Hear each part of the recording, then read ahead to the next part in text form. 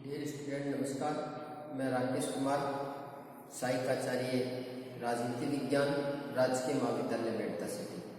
जैसे कि हमने पूर्व वीडियो के अंदर बीए पार्ट सेकंड में राष्ट्रपति के संबंध में अध्ययन किया था और हमने राष्ट्रपति के संबंध में अनुच्छेद 55 तक अध्ययन कर लिया था। आज हम इस वीडियो के अंदर राष्ट्रपति से संबंधित जो आगामी अनुच्छेद हैं 56, 57, 58 और 59 और 60 इनके संबंध में इस वीडियो के अंदर हम अध्ययन करेंगे। तो देखिए, मैंने आपको पूर्व वीडियो में बताया था कि अनुच्छेद 52 में कहा गया है कि भारत का एक राष्ट्रपति होगा। अनुच्छेद 53 में कहा गया है कि संघ की कार्यपालिका शक्ति राष्ट्रपति में निहित होगी, जिसका प्रयोग संविधान के अनुसार वह समय या अधीनस्थ पदाधिकारियों के द्वारा करेंगे। अनुच्छेद 54 के अंदर राष्ट्रपति का निर्वाचन करने के लिए एक निर्वाचक मंडल की व्यवस्था की गई है और उसमें संसद के दोनों सदनों के निर्वाचित सदस्य, राज्यों की विधानसभाओं के निर्वाचित सदस्य और 17वें संविधान संशोधन 1992 के बाद दिल्ली और पुदुचेरी विधानसभा के निर्वाचित सदस्यों को शामिल किया जाता है। अनुच्छेद 55 के अंदर राष्ट्रपति के निर्वाचन की जो प्रक्रिया है उसके बारे में बताया गया है कि भारत के राष्ट्रपति का निर्वाचन है वो आनुपातिक प्रतिनिधित्व की एकल संक्रमणीय मतदान पद्धति के द्वारा होगा और इस निर्वाचन में विधानसभाओं के सदस्यों का मत मूल्य निकालने के लिए सूत्र दिया गया है और संसद के सदस्यों का मत मूल्य निकालने का सूत्र दिया गया है। आज हम आगे का जो अनुच्छेद 56 है, 57, 58, 59, 60 है, उनके संबंध में इस वीडियो में अध्ययन करेंगे। तो देखिए, संविधान का अनुच्छेद 56, अनुच्छेद 56, अनुच्छेद जो 56 है वो राष्ट्रपति के कार्यकाल के संबंध में व्यवस्था है कि राष्ट्रपति का कार्यकाल क्या होगा। अनुच्छेद 56 कार्यकाल के बारे में बताते हैं। तो अनुच्छेद 56 के अनुसार राष्ट्रपति का कार्यकाल है पद ग्रहण करने की तिथि से पद ग्रहण करने की तिथि से पद ग्रहण करने की तिथि से 5 वर्ष। भारत के राष्ट्रपति का जो कार्यकाल है वो पद ग्रहण करने की तिथि से 5 वर्ष है और इसी अनुच्छेद में कहा गया है कि राष्ट्रपति का कार्यकाल है वो 5 वर्ष पूर्व भी समाप्त हो सकता है। और वो कब होता है? जब उसकी राष्ट्रपति की मृत्यु हो जाए या राष्ट्रपति त्याग पत्र दे दे या राष्ट्रपति को महाभियोग के द्वारा हटा दिया जाए। इन आधारों पर राष्ट्रपति का कार्यकाल है वो 5 वर्ष से पहले भी समाप्त हो सकता है। यानी राष्ट्रपति की यदि मृत्यु हो जाए, राष्ट्रपति त्याग पत्र दे दे या महाभियोग के द्वारा उन्हें 5 वर्ष पूर्व ही हटा दिया जाए। अब देखिए, राष्ट्रपति का त्याग पत्र, राष्ट्रपति अपना त्याग पत्र किसे सौंपता है? तो भारत का जो राष्ट्रपति है वो अपना त्याग पत्र उपराष्ट्रपति को सौंपते हैं। बहुत ही अच्छा प्रश्न है कि राष्ट्रपति अपना त्याग पत्र किन्हें सौंपते हैं?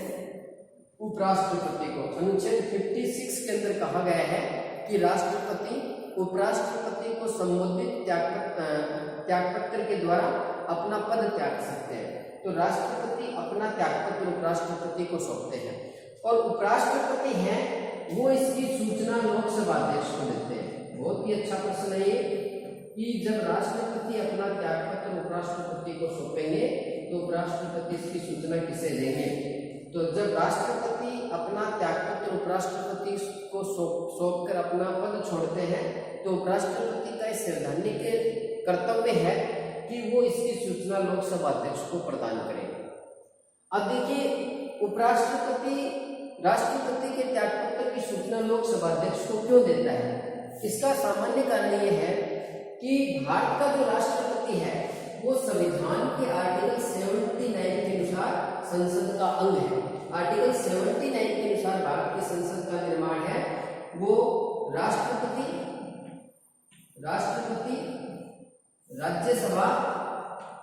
राज्यसभा और लोकसभा, इन तीनों से मिलकर क्या बनती है? संसद बनती है। राष्ट्रपति, उपराष्ट्रपति, राज्यसभा और लोकसभा, इन तीनों से मिलकर आर्टिकल 79 के अनुसार संसद बनती है। तो इसलिए जब राष्ट्रपति अपना पद छोड़ता है तो संसद भी कहीं न कहीं अधूरी हो जाती है तो इसलिए राष्ट्रपति के त्यागपत्र की सूचना उपराष्ट्रपति लोकसभा अध्यक्ष को देता है। ये भी अच्छा क्वेश्चन है कि भारत की संसद का निर्माण किस प्रकार होता है। तो आर्टिकल 79 के अनुसार भारत की संसद का गठन राष्ट्रपति, राज्यसभा और लोकसभा से होता है। इन तीनों को संयुक्त रूप से संसद कहा जाता है। अब हम ये समझने की कोशिश करते हैं कि महाभियोग का जिक्र आर्टिकल 61 में, उसको हम आर्टिकल 61 के संदर्भ में पूरी तरह से समझने का प्रयास करेंगे। अब देखिए एक बात और है कि राष्ट्रपति अपना त्यागपत्र उपराष्ट्रपति को देते हैं और उपराष्ट्रपति हैं वो अपना त्यागपत्र राष्ट्रपति को देते हैं, यानी दोनों एक दूसरे को त्यागपत्र देते हैं, राष्ट्रपति उपराष्ट्रपति को और उपराष्ट्रपति राष्ट्रपति को। इसी प्रकार लोकसभा के संबंध में देखें तो लोकसभा का जो अध्यक्ष होता है वो लोकसभा के उपाध्यक्ष को त्यागपत्र देता है और उपाध्यक्ष होता है वो लोकसभा के अध्यक्ष को त्यागपत्र देता है। अब देखिए पद ग्रहण करने की तिथि से 5 वर्ष तक राष्ट्रपति अपने पद पर रहता है। तो जिस दिन राष्ट्रपति अपने पद की शपथ लेते हैं उस दिन से उनका कार्यकाल 5 वर्ष होता है। इसमें एक बात समझने लायक ये भी है कि संविधान के आर्टिकल 57 में राष्ट्रपति का कार्यकाल 5 वर्ष बताया गया है और 5 वर्ष के बाद उनका कार्यकाल समाप्त हो जाता है। तो ऐसी स्थिति में यदि राष्ट्रपति का चुनाव 5 वर्ष की निर्धारित अवधि के अंदर यदि नए राष्ट्रपति का चुनाव नहीं होता तो ऐसी स्थिति में जो व्यक्ति राष्ट्रपति पद पर कार्य कर रहा है वही व्यक्ति राष्ट्रपति पद के ऊपर कार्य करता रहेगा। इसी प्रकार यदि राष्ट्रपति की मृत्यु हो जाती है तो राष्ट्रपति का पद क्या हो जाता है, रिक्त हो जाता है।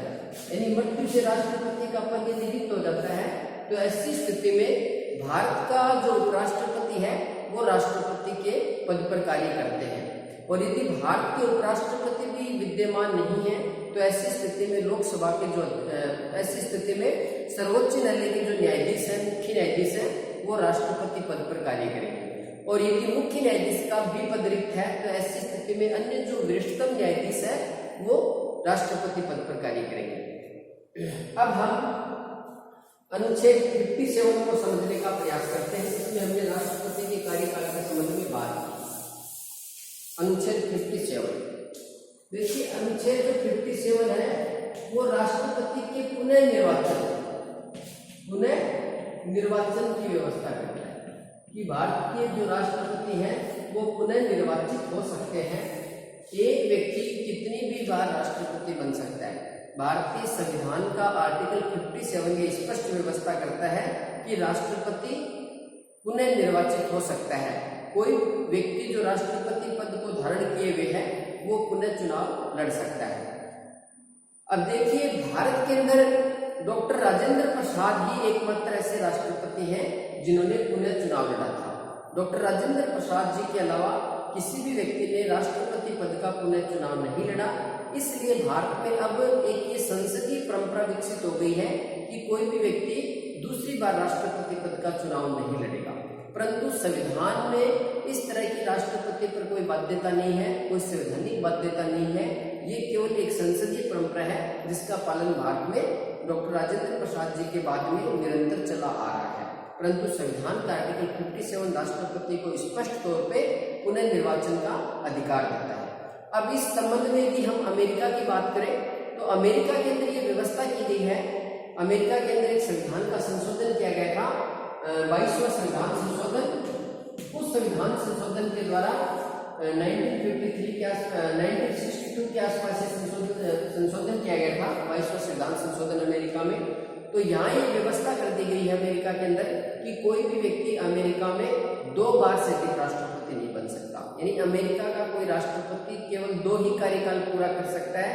2 कार्यकाल जब राष्ट्रपति के पूरे हो जाते हैं तो वो तीसरी बार चुनाव नहीं लड़ सकते। और हमें ये विदित है कि अमेरिका के जो राष्ट्रपति का कार्यकाल है वो 4 वर्ष है। तो यानी अमेरिका में 2 कार्यकाल पूरे कर सकते हैं राष्ट्रपति, 8 वर्ष तक राष्ट्रपति पद पर रह सकते हैं। वैसे इस अवधि को अधिकतम 10 वर्ष तय किया गया है कि कोई भी व्यक्ति 2 कार्यकाल से अधिक नहीं चुनाव लड़ सकता, 2 कार्यकाल से ज्यादा और अधिक से अधिक 10 वर्ष तक वो राष्ट्रपति पद पर रह सकता है। क्योंकि इसमें ये व्यवस्था है अमेरिका के अंदर कि यदि अमेरिका के राष्ट्रपति की मृत्यु हो जाती है तो ऐसी स्थिति में उपराष्ट्रपति शेष जो अवधि बची होती है उसके लिए उपराष्ट्रपति शेष अवधि के लिए राष्ट्रपति पद पर कार्य करता है। जैसे कि अमेरिका के राष्ट्रपति का कार्यकाल 4 वर्ष है और अमेरिका का कोई व्यक्ति जो राष्ट्रपति पद के ऊपर है उसकी मृत्यु 2 साल बाद हो गई या 2 साल 1 महीने बाद हो गई उसकी मृत्यु राष्ट्रपति की, तो ऐसी स्थिति में अमेरिका का जो उपराष्ट्रपति है वो शेष 1 साल और 11 माह इस पद पर कार्य करेगा। 1 साल 11 माह इस पद पर कार्य करेगा। फिर यदि ये व्यक्ति राष्ट्रपति का चुनाव लड़ना चाहे तो चुनाव लड़ सकता है। तो ऐसी स्थिति में इसका 4 वर्ष का कार्यकाल पूरा हो जाता है और फिर ये दोबारा भी चुनाव लड़ सकता है तो इसका 4 वर्ष का कार्यकाल और पूरा हो जाता है। तो इस प्रकार इसका अधिकतम कार्यकाल कितने हो गया?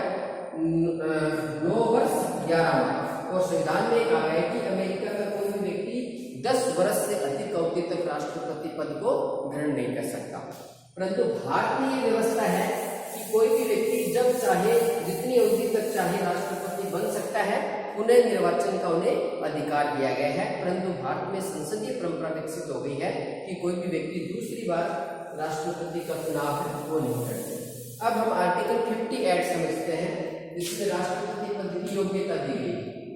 पद की योग्यता कि कौन व्यक्ति है वो राष्ट्रपति का पद धारण कर सकता है, चुनाव लड़ सकता है। तो चुनाव लड़ने के लिए पहली है भारत का नागरिक होना चाहिए, भारत का नागरिक होना चाहिए व्यक्ति। दूसरी है उसकी योग्यता 35 वर्ष की न्यूनतम आयु होनी चाहिए व्यक्ति की। और तीसरी योग्यता है 35 वर्ष की आयु लोकसभा का सदस्य, लोकसभा का सदस्य बनने की योग्यता होनी चाहिए। और अगली है चौथी लाभ के पद पर नहीं होना चाहिए। ये योग्यता आर्टिकल 58 के अंदर है। राष्ट्रपति के संबंध में लाभ के पद पर नहीं होना चाहिए। ये 4 योग्यता है। तो भारत का नागरिक होना चाहिए, यानी कोई व्यक्ति वो भारत का नागरिक है तभी राष्ट्रपति का चुनाव लड़ सकता है। इस संबंध में हम यदि अमेरिका की बात करें तो अमेरिका के अंदर ये व्यवस्था की गई कि कोई व्यक्ति वहां यदि जन्मजात तौर से अमेरिका का नागरिक है तभी वो अमेरिका का राष्ट्रपति पद का चुनाव लड़ सकता है। यानी अमेरिका में राष्ट्रपति पद का चुनाव लड़ने के लिए जन्मजात नागरिक होना आवश्यक है, परंतु भारत में केवल भारत का नागरिक होना चाहिए। नागरिकता चाहे जन्मजात हो और चाहे पंजीकरण के माध्यम से प्राप्त की हो, यानी किसी भी तरीके से यदि व्यक्ति के पास नागरिकता है तो वो राष्ट्रपति का चुनाव लड़ सकता है। परंतु अमेरिका के अंदर वहां का वही व्यक्ति राष्ट्रपति चुनाव लड़ सकता है जो वहां का जन्मजात नागरिक है। इसके अलावा 35 वर्ष की न्यूनतम आयु होनी चाहिए। राष्ट्रपति बनने के लिए न्यूनतम आयु है वो 35 वर्ष है। इसके अलावा उपराष्ट्रपति बनने के लिए भी न्यूनतम आयु 35 वर्ष होती है और राज्यपाल बनने के लिए भी न्यूनतम आयु 35 वर्ष है। राष्ट्रपति, उपराष्ट्रपति और राज्यपाल तीनों के लिए जो न्यूनतम आयु है वो 35 वर्ष है। इसके अलावा अगली योग्यता लोकसभा का सदस्य बनने की योग्यता होनी चाहिए। वही व्यक्ति राष्ट्रपति पद धारण कर सकता है जिसमें लोकसभा का सदस्य बनने की योग्यता है। और लाभ के पद पर नहीं होना चाहिए। कोई व्यक्ति है वो राज्य सरकार, केंद्र सरकार या किसी स्थानीय सरकार के अंतर्गत लाभ के पद पर नहीं होना चाहिए। अब संविधान के अंतर्गत ये जो लाभ का पद है इसकी कहीं पर भी कोई परिभाषा नहीं दी गई है कि लाभ का पद किसे समझा जाएगा। लाभ का पद किसे समझा जाएगा संविधान ने ये स्पष्ट तौर पे नहीं बताया है। तो कोई पद लाभ का पद है या नहीं इस बात का निर्धारण कौन करती है? भारतीय संसद। और संसद ने यह अधिनियम पारित किया है कि राष्ट्रपति, उपराष्ट्रपति, प्रधानमंत्री, कोई मंत्री और राज्यपाल के जो पद है वो लाभ के पद नहीं माने जाएंगे। यानी ये व्यक्ति है ये राष्ट्रपति का पद पर रहते हुए चुनाव लड़ सकते हैं। राष्ट्रपति, उपराष्ट्रपति, प्रधानमंत्री, कोई मंत्री और राज्यपाल के जो पद है वो लाभ के पद की श्रेणी में नहीं गिने जाते हैं, ये लाभ के पद से बाहर है। तो ये आर्टिकल 58 में राष्ट्रपति के संबंध में योग्यताओं का जिक्र किया गया है। अब हम आर्टिकल 59 को समझने का प्रयास करते हैं। आर्टिकल 59 में क्या व्यवस्था है? देखिए आर्टिकल 59 में राष्ट्रपति की सेवा शर्तें दी गई। सेवा शर्तें, तो सेवा शर्तों के अंदर क्या बताया गया है? पहली बात तो ये बताई गई कि जो राष्ट्रपति है, राष्ट्रपति लोकसभा, राष्ट्रपति संसद या राज्य के, राष्ट्रपति संसद या राज्य के किसी विधानमंडल का, किसी विधानमंडल का सदस्य नहीं हो सकता, सदस्य नहीं हो सकता। राष्ट्रपति वो संसद का या राज्य के किसी विधानमंडल का सदस्य नहीं हो सकता। यानी कोई व्यक्ति जो संसद के किसी सदन का सदस्य है या राज्य के किसी विधानमंडल का सदस्य है, यदि वो राष्ट्रपति पद पर निर्वाचित हो जाता है तो ऐसी स्थिति में उस व्यक्ति को संबंधित सदन की सदस्यता से त्यागपत्र देना पड़ता है। यानी एक साथ कोई व्यक्ति राष्ट्रपति और संसद का या राज्य विधानमंडल का सदस्य नहीं रह सकता। यदि कोई व्यक्ति जो संसद का सदस्य है या राज्य विधानमंडल के किसी सदन का सदस्य है, यदि वो राष्ट्रपति पद पर निर्वाचित हो जाता है तो ऐसी स्थिति में उसे संबंधित सदन की सदस्यता से त्यागपत्र देना पड़ता है। इसके अलावा आर्टिकल 59 के अंदर राष्ट्रपति